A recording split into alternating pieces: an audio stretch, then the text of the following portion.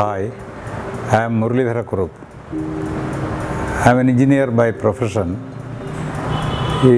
എൻ്റെ കഴിഞ്ഞ 2 വീടുകൾ ഞാൻ തന്നെയാണ് അതിൻ്റെ ഇൻറ്റീരിയർ സംവിധാനം ഒരുക്കിയത്. ഒരെണ്ണം 1977 ചെയ്തതും വേറൊരെണ്ണം 1992 ചെയ്തതും. അന്ന് ഇൻറ്റീരിയർ ഡെക്കറേഷൻ ഒരു അവിഭാജ്യ ഘടകമായിട്ട് കരുതിയിരുന്നില്ല. എൻ്റെ എൻജിനീയറിങ്ങിനുള്ള ആ ഒരു ഫ്ലെയറും ഇൻറ്റീരിയർ ഡെക്കറേഷനുള്ള ഫ്ലെയറും എല്ലാം കൊണ്ട് ഞാൻ ചെയ്തതിന് ആളുകൾക്ക് വളരെയധികം അപ്രീഷിയേഷൻ ഉണ്ടായിരുന്നു. എന്നാൽ കാലം മാറി. ഇപ്പോൾ ഇൻറ്റീരിയർ ഡെക്കറേഷൻ എന്ന് പറയുന്നത് ഒരു കെട്ടിടം തീർക്കുന്നതിൻ്റെ ഒരു അവിഭാജ്യ ഘടകമാണ്. ഇൻറ്റീരിയർ ഡെക്കറേഷൻ എല്ലാവരും കെട്ടിടം തീർന്നു കഴിഞ്ഞോ എന്ന് ചോദിക്കുമ്പോൾ ഇൻറ്റീരിയർ ചെയ്തോ എന്ന് ചോദിക്കുന്ന ഒരു നിലയിലാണ് ഇപ്പോൾ സംവിധാനമുള്ളത്. അതുകൊണ്ട് തന്നെ എൻ്റെ അടുത്ത പ്രോജക്റ്റായ എൻ്റെ സ്വന്തം അപ്പാർട്ട്മെൻറ്റ്, എൻ്റെ താമസത്തിന് വേണ്ടിയുള്ള അപ്പാർട്ട്മെൻറ്റിന് ഞാൻ 3D ബ്രിക്സിനെ സമീപിച്ചത്. 3D ബ്രിക്സ് വളരെയധികം കാര്യങ്ങൾ എൻ്റെ അടുക്ക ഡിസ്കസ് ചെയ്യുകയും ഡിസ്കസ് ചെയ്യൽ ഞാൻ അതിൽ ഒട്ടുമുക്കാൽ കാര്യത്തിനും 3D ബ്രിക്സിന് സ്വതന്ത്രമായ ഒരു തീരുമാനമെടുക്കാനായിട്ട് വിട്ടുകൊടുക്കുകയും ചെയ്തു. അതിൻ്റെ കളറിൻ്റെ കാര്യത്തിലായാലും ശരി, ഫർണിച്ചറിൻ്റെ കാര്യത്തിലായാലും ശരി, എന്തായാലും ശരി തന്നെ. പക്ഷേ നിങ്ങൾക്ക് ഏവർക്കും അറിയാവുന്നതുപോലെ ഒരു ഫ്ലാറ്റിൽ നമ്മൾ ഇൻറ്റീരിയർ ചെയ്യുന്നതും ഒരു വീടിൽ ഇൻറ്റീരിയർ ചെയ്യുന്നതും തമ്മിൽ വളരെ വ്യത്യാസമുണ്ട്. ഫ്ലാറ്റിൽ ഇൻറ്റീരിയർ ചെയ്യുമ്പോൾ കുറേ അധികം റെസ്ട്രിക്ഷൻസ് ഉണ്ട്. ആ റെസ്ട്രിക്ഷൻസ് സ്പേസിലായാലും ഭാവനയിലായാലും നമുക്ക് കെട്ടിത്തീർന്ന് നമ്മുടെ കയ്യിൽ കിട്ടുന്ന ഒരു കെട്ടിടത്തിനെ വേണം നമ്മൾ കൺവെർട്ട് ചെയ്ത് മനോഹരമാക്കി എടുക്കാനായിട്ട്. ആ ചലഞ്ച് ഏറ്റെടുക്കാൻ തീർച്ചയായും മുന്നോട്ട് വന്ന 3D ബ്രിക്സും 3D ബ്രിക്സിൻ്റെ സാരഥികളായ വീണയും പ്രശാന്തും അഭിനന്ദനം അറിയിക്കുന്നു. ഞങ്ങൾക്ക് വളരെയധികം ഇഷ്ടപ്പെട്ടു. ഇതിനകത്ത് താമസിക്കുന്നത് ഞാനും അമ്മയും എൻ്റെ സഹധർമ്മിണിയാണ്. ഞങ്ങൾ 3 പേര് ചെറിയൊരു ഫാമിലിക്ക് ഞങ്ങൾക്ക് വളരെയധികം ഇഷ്ടപ്പെട്ടതും ഞങ്ങളിത് മൂവ് ചെയ്ത് ഇങ്ങോട്ട് വന്നു. വളരെയധികം കാര്യമായിട്ട് നോക്കി ഇതിൻ്റെ ഏത് പാർട്ടാണെന്ന് നമുക്ക് ഇഷ്ടപ്പെട്ടത് എന്ന് ചോദിച്ചാൽ അങ്ങനെ പ്രത്യേകിച്ച് പറയാനില്ല. മുഴുവൻ, അതായത് ഓരോ പാർട്ടിനും അതിൻ്റേതായ ഒരു ഫീലിംഗ് കൊടുക്കാനായിട്ട് 3D ബ്രിക്സിന് സാധിച്ചിട്ടുണ്ട്. നമ്മുടെ ഡ്രോയിങ് റൂമായാലും ശരി, ഡൈനിങ് റൂമായാലും ശരി തന്നെ, ബെഡ്റൂമായാലും ശരി തന്നെ. പൊതു അഭിപ്രായത്തിൽ എൻ്റെ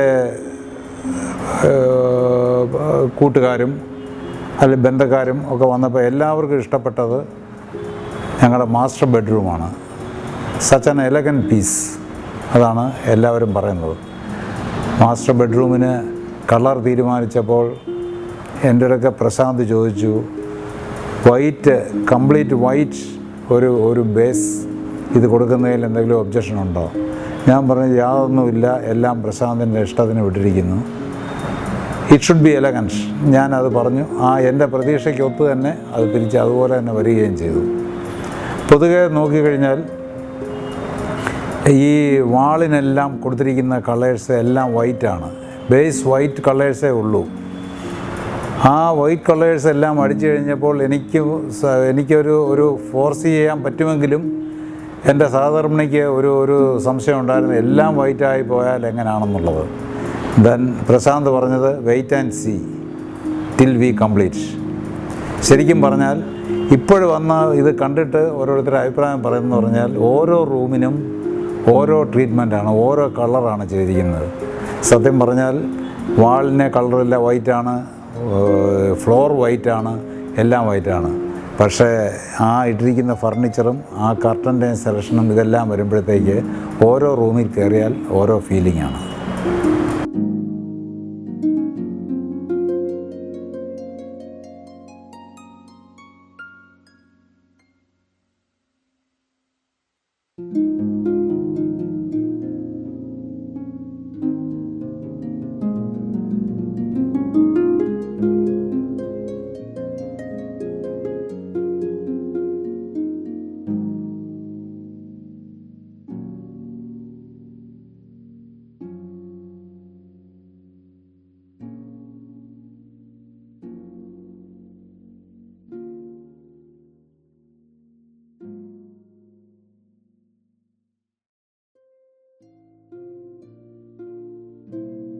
ഇവിടെ പ്രാവിൻ്റെ ശല്യം സാധാരണ എല്ലാ അപ്പാർട്ട്മെൻറ്റിലുള്ള പോലെയാണ്. ഇവിടുന്ന് ഭയങ്കര ശല്യം അടിക്കുന്നത്. അപ്പോൾ ഇവിടെ എല്ലാം വളരെ ഈ നീറ്റായിട്ട് വെച്ചേക്കാൻ വലിയ ബുദ്ധിമുട്ടാണ്.